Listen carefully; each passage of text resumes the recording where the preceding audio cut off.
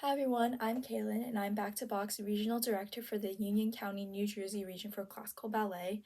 And my team and I are so excited to talk to you guys about one of the most beautiful and our favorite ballet of all time, Paquita. My studio and I actually performed this a couple months ago at our spring show in May, so we're so excited to get into all the history and plot of this beautiful ballet. So let's get started.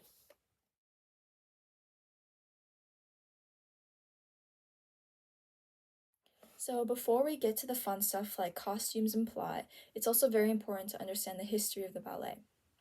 Paquita was a romantic ballet, meaning that it relied heavily on emotional storytelling that the audience could follow along with until the revival of the ballet in 1881. The ballet was originally choreographed by Joseph Mazilier.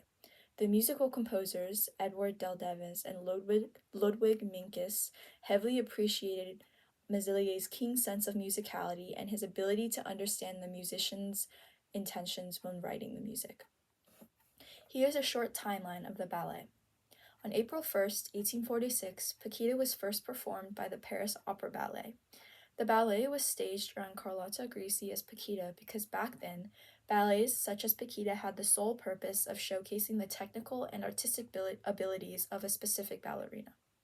In 1847, the ballet was then staged in Russia by Marius Petipa for the Imperial Ballet of St. Petersburg.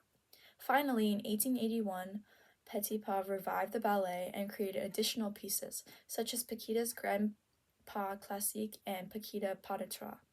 This became a part of the Mariinsky Theater's repertoire until 1926, and in Russia, Paquita was played by the ballerina Anna Pavlova.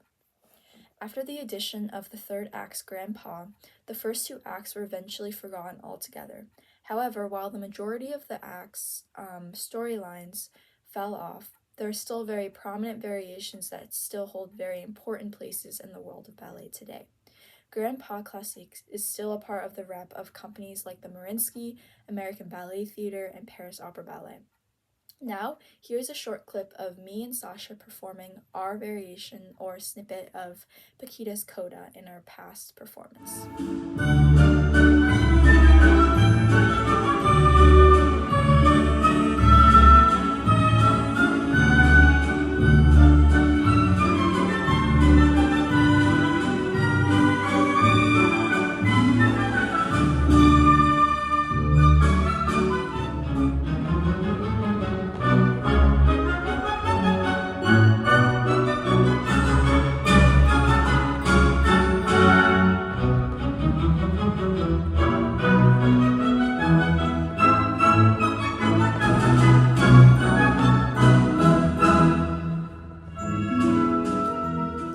Hi, I'm Sasha, and today we'll be walking you guys all through the plot of Paquita. Paquita is a ballet in 2 acts and 3 scenes taking place in Spain during the presence of Napoleon's army. Scene 1 takes place at a gypsy camp, where French General d'Urville and his son Lucien are revealing a memorial. There is also a corrupt Spanish governor and his daughter Serafina in attendance. A marriage of convenience is set up between Lucien and Serafina. When the nobles leave, gypsies enter, led by their leader Inigo. Paquita, a gypsy herself, is late. Her leader tries to win her affections, but he fails. Paquita stumbles into Lucien while dancing for the nobles, and it is an example of love at first sight. Lucien asks Paquita to dance and tries to tell her to leave her gypsy life. However, Paquita declines because of his betrothal to Seraphine and their differences in social status. Inigo hears this and tells the corrupt Spanish governor. They then hatch a plan to lure Lucien into a deadly trap. Scene 2 takes place at where Paquita lives. Paquita catches wind of the plan of Inigo and the corrupt Spanish governor. Their plan was to lure Lucien into the house, drug his wine, and then when he goes unconscious, the gypsies will come and stab him to death. Paquita manages to switch the glasses of Inigo and Lucien, so Inigo becomes unconscious and eventually gets stabbed by the gypsies on accident. The act ends with Paquita and Lucien making it out safely. Hi, I'm Lulu, and I'll finish talking about the plot. Scene 3 takes place at a ball at de Hervely's house. Lucien and Paquita tell everyone what happened, and Lucien asks her to marry him. Paquita notices the portrait of the late Count de Hervely, Lucien's uncle, and realizes she recognizes him as her father. This means Paquita is actually the cousin of Lucien and therefore a noble. They then get married. Now, before you say anything, yes, they were cousins, and that's a bit weird and too much of a coincidence in our opinion, but it was socially acceptable back then.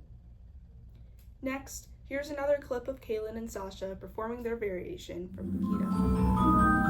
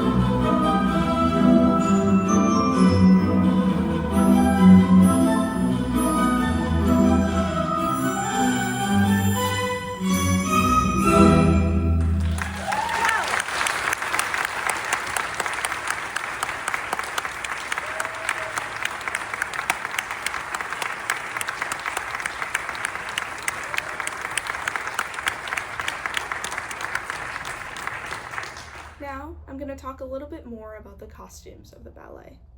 Since this ballet takes place in Spain, the costumes reflect aspects of Spanish culture. The dancers wear tutus with vibrant colors and intricate details and designs. The nobles wear costumes and have materials like velvet to exude that feeling of luxury. If you rewatch the clips of Sasha and Kaylin dancing, you can see how their costumes also resemble this theme. They're both wearing short puffy tutus that are the characteristic of Paquita, as well as red hair pieces to add that Spanish flair. Their tutus are also covered by a small velvet vest. Thank you all so much for watching our video today, and if you would like to see more from Back to Bach in the future, be sure to check out our YouTube, Instagram, and Facebook accounts. Lastly, I would like to thank all of my team for helping me to create such an amazing production. I could not have done it without any of you. And we hope to see you soon.